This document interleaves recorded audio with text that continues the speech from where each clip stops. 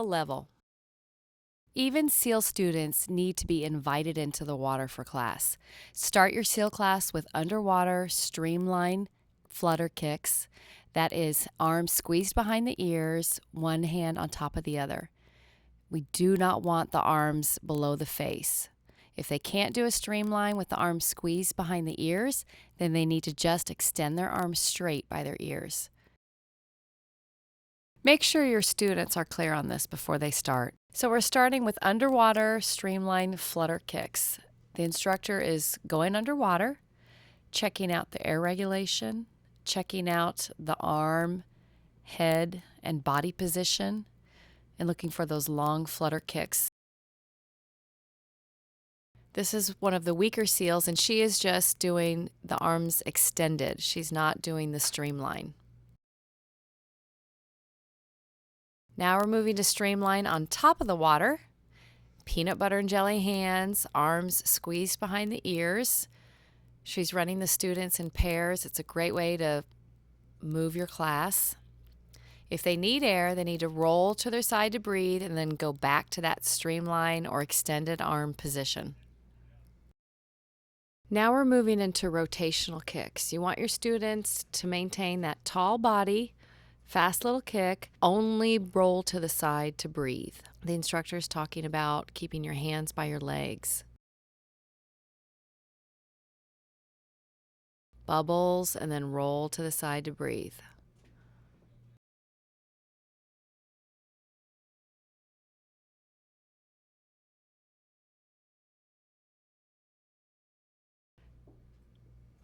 Adding the arms to those kicks. Now we're doing 3 big arms, blow bubbles, roll to the side and breathe.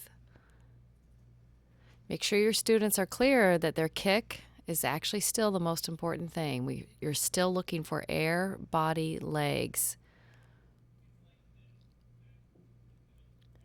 First student goes 3 arms, blow bubbles, and roll to the side and breathe.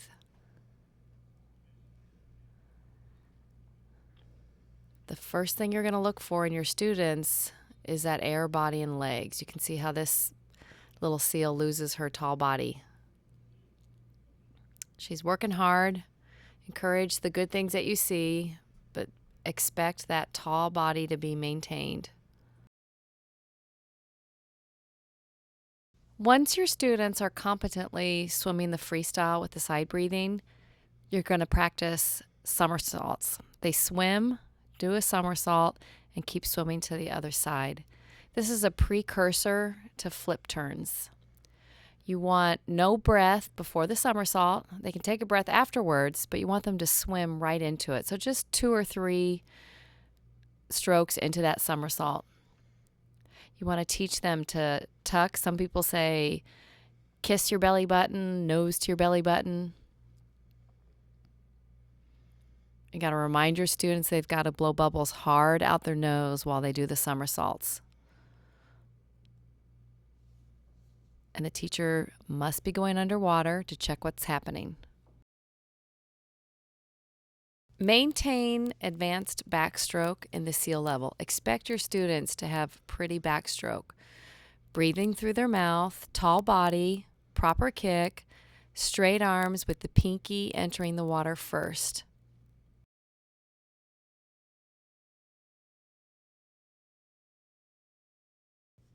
After backstroke, you're going to hit the butterfly wiggles. A great way to start teaching this is have the kids stand on the step, and you want to push, pop, and they should pop forward so much that they come off the step.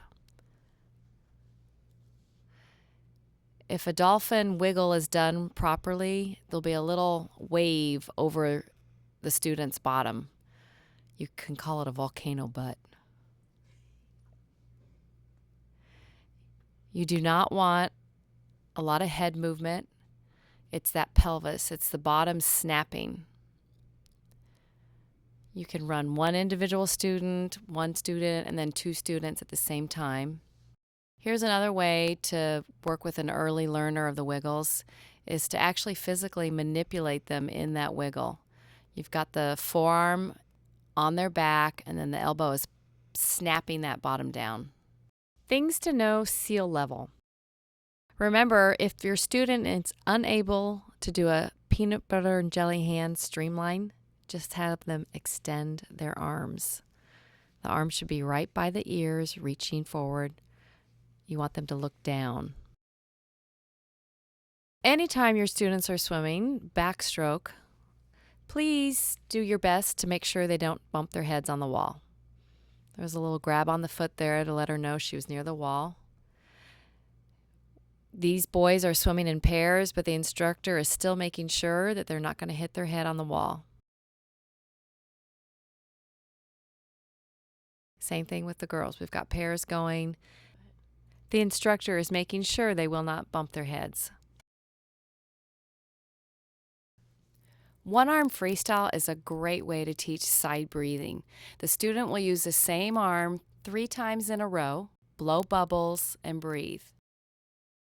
So we're going to go 1, 2, 3, blow and breathe. Tell your students, kick faster when you roll to breathe. Here's another hands-on example of teaching the wiggles.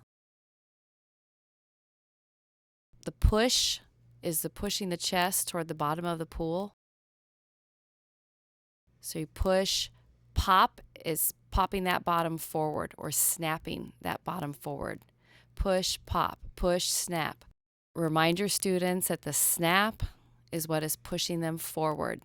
They should just feel the water come off their feet like their feet are a fin. But it's the pelvis, the bottom, that propels them forward. What's great about this one, watch how he breathes. He doesn't stop his wiggle. He keeps his wiggle going. Seal graduation skills.